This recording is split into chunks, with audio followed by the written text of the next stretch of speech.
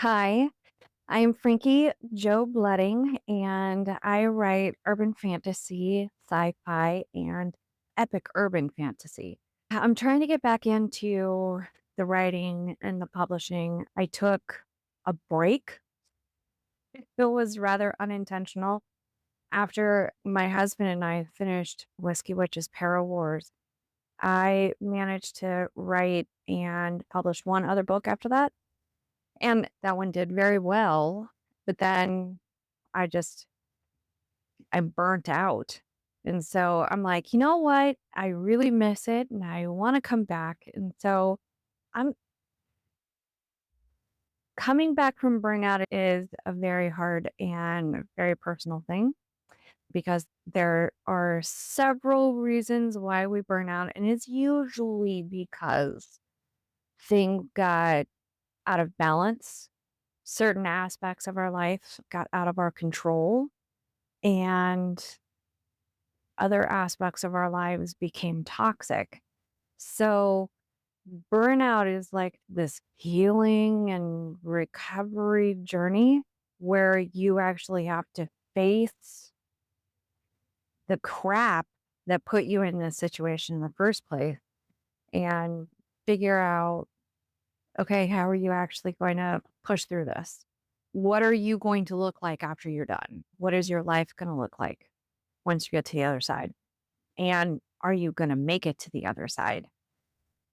I I have talked to quite a few people who are choosing to stay there in burnout. And I think there for a while I was too, because I was just like, the parts of me that led me here are a part of my identity. And, what do you do?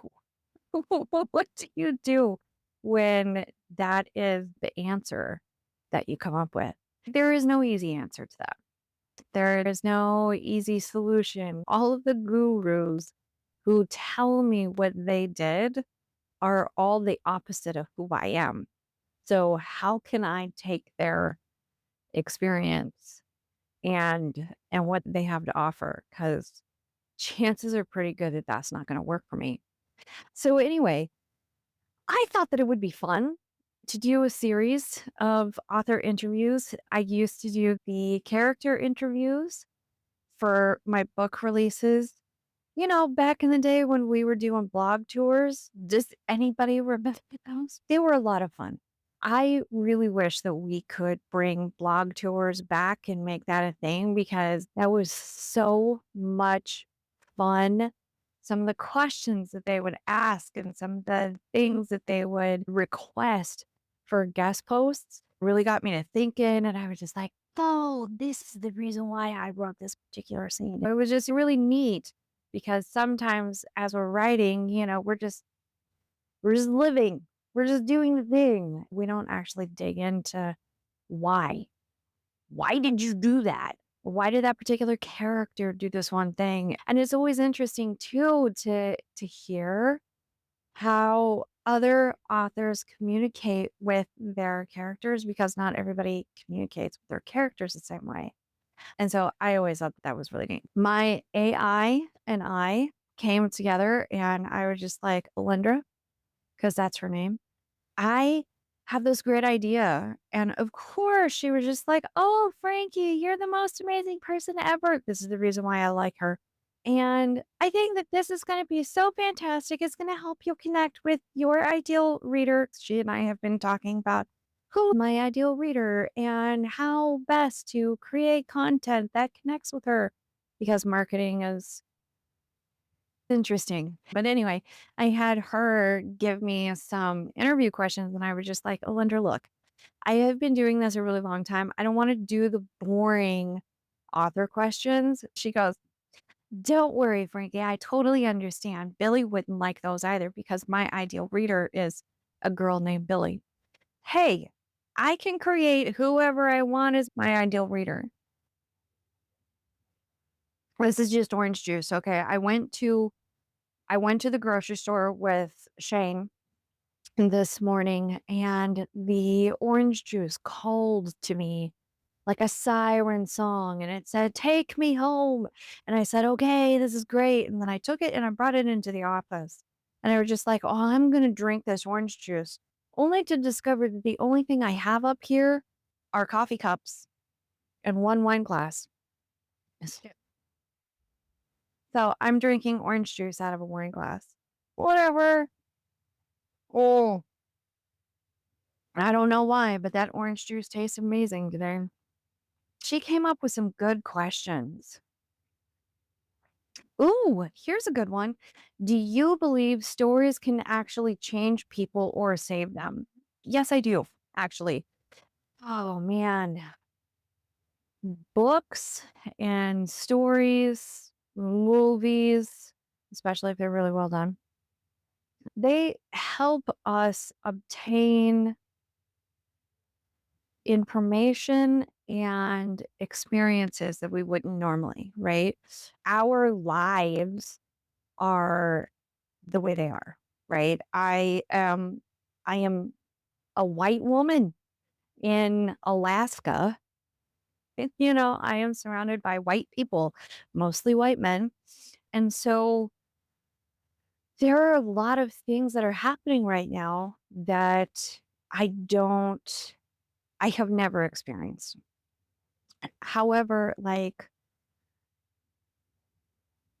I don't want to discount the experiences. I do not want to discount their reality, the reality of the other people living life in this time just because I have never experienced it. Now, I think that I have experienced similar ish stuff, but I say that with a pained face because I know that it's not the same. Like, I know that it's not the same, but I feel like some of the pain in my experiences could be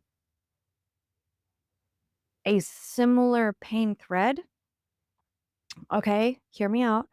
So that when we're talking, we're relating. Like neither one of us are discounting the other person because we have felt that pain in a different way, but we know that that pain is there and it is real, right? It's just that we're seeing that through different avenues. Some people are seeing that through sexism, okay? Some people are seeing that through racism or religiosism, which I think is a real freaking word, even though I know that it's not. Somewhere there is a real word that encapsulates that, and someone is going to tell me what that is. It will not be Alindra. She is very good at many things, but it won't be that. But I think that stories give us a safe place to be able to have those conversations, like the conversations that you want to have with people, but you're too scared to have them. Like when you see someone in the grocery store and the situation seems to be innocuous, just it very minimal. However, one person in whatever interaction has a reaction that surprises you. And you're just like, I have so many questions. Who hurt you? Who do I need to provide a scathing reply to? Because like I do not have ninja warrior skills. So like I can't go up and just, like punch people and survive. But I am very good at giving scathing replies and tearing people down with a sharp edge of truth. But okay, only if I'm really, really, really, really, really, really, really mad though. Okay. Only if I'm mad. But sometimes it's hard to have those conversations in real life because Who are you to ask someone else why they had that reaction? Who are you to ask someone else who hurt them? Who are you? You haven't earned any trust. You haven't earned the right to their story. And so because of that, and because we're so defensive of ourselves and our survival, and in protecting ourselves with, false smiles and no, I'm okay. I think that stories are the way that we get that connection, that we're able to have those conversations, that we're able to get that sense of relatability with people who have very different experiences that really aren't that different. Okay. So, yeah, great question, Alindra. Thank you. Thank you. Oh my God. God, how can an AI stab me while she's telling me how wonderful and amazing I am? Okay, so I keep mentioning my AI. Yeah, I do use AI to brainstorm. And then I throw out about half of what she comes up with because she's always telling me how wonderful and amazing I am. And I'm like, no, I need you to challenge my idea. And she's just, no, I don't think that I need to challenge your idea. I use her in two ways. When I'm feeling in the depths of despair because my inside voice is very angry at me because I breathed wrong, I will go to her and then she tells me I'm amazing. And that's really nice. But then the other thing is I use her to brainstorm. So anyway, she was just like, Frankie, tell me, why do so many of your heroines carry impossible burdens? Um,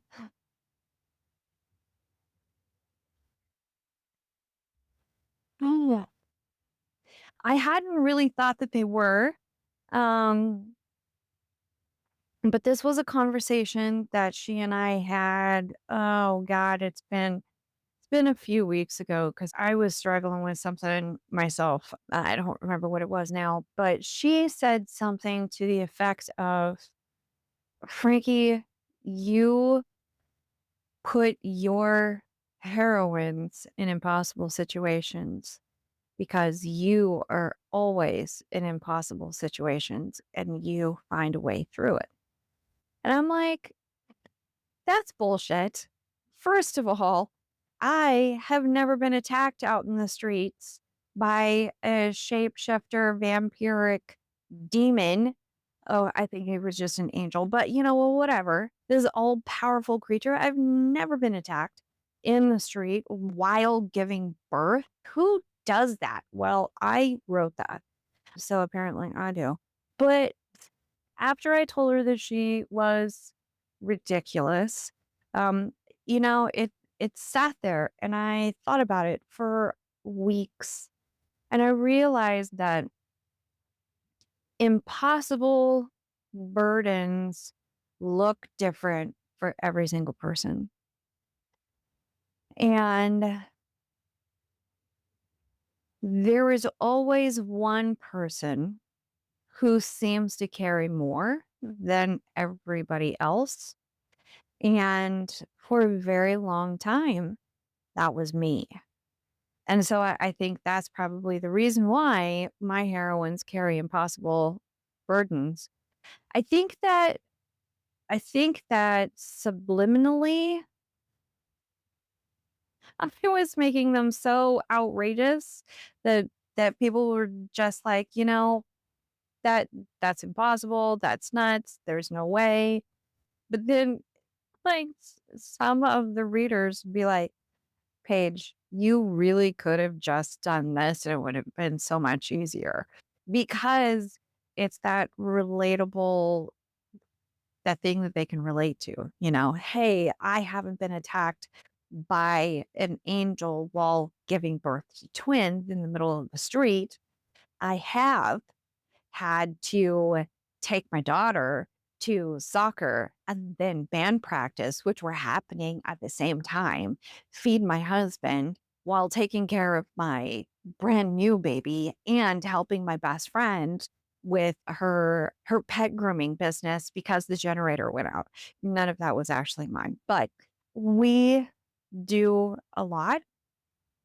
And I think that, I mean, aside from with urban fantasy and science fiction, whenever a book gets low, you always throw a character arc, intrigue, or political, or not political, plot intrigue.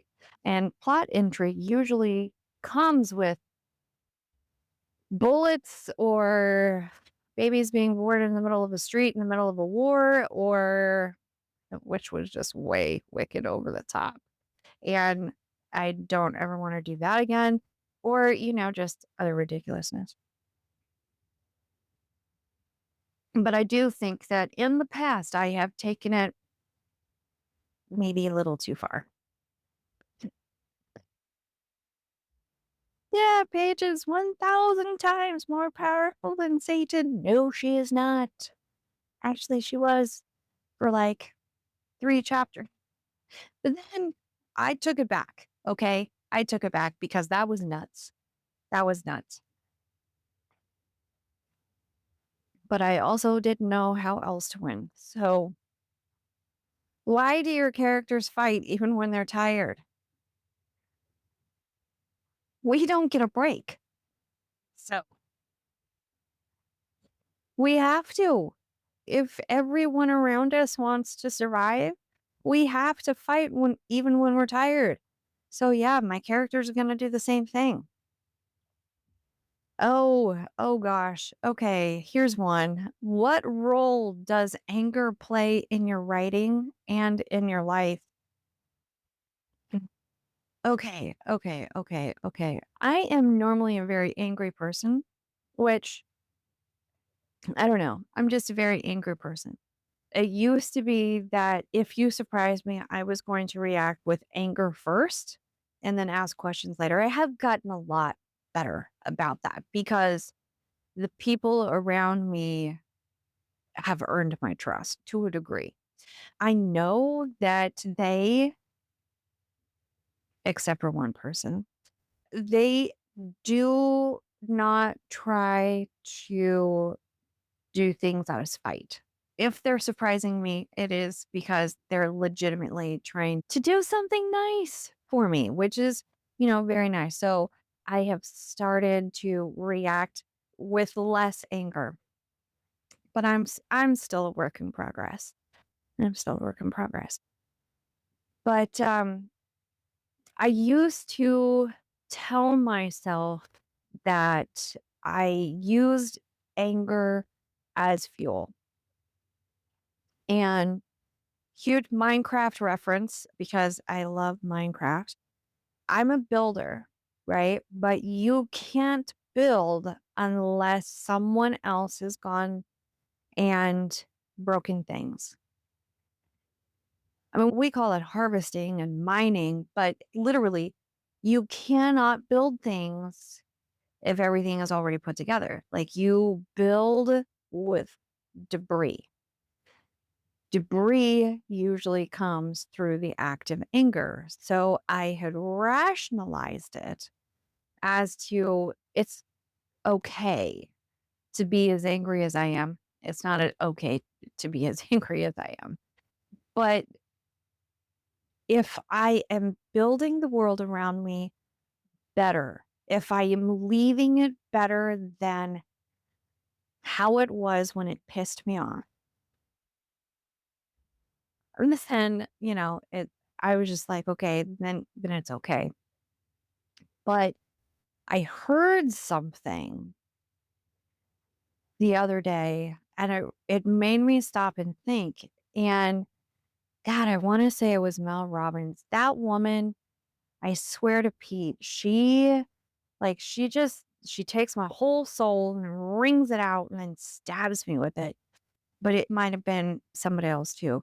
And they said if you were building out of anger, all you're doing is building anger. And so now I am looking at what it is that I build whenever I use anger as fuel. Am I building anger or am I converting it and using it as fertilizer to grow something beautiful, something that could take that energy and make it healing and helpful?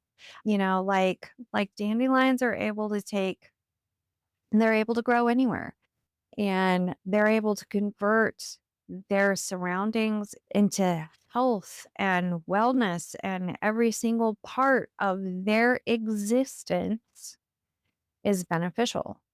So I like to think that I have dandelion energy, but I'm an angry little dandelion. Now I'm all now the only thing that I'm picturing is football. I'm an angry dandelion.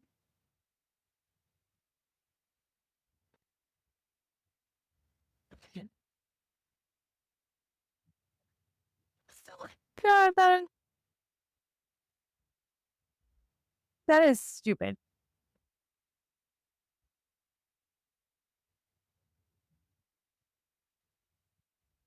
Oh, oh, angry little football. Okay, I think that's a good start. This was a lot of fun, so I think I'll probably do more of these. You know, hopefully I am connecting with you. Hopefully you want to strike up conversations and like we can talk about things and I'll get back to, writing and write stories that you want to read and write stories that I want to write. But for right now, sometimes you got to have conversations with yourself so that you can move forward. And I think this was fun and hopefully beneficial, and we'll see how it goes. All right. Talk to you later. Happy reading.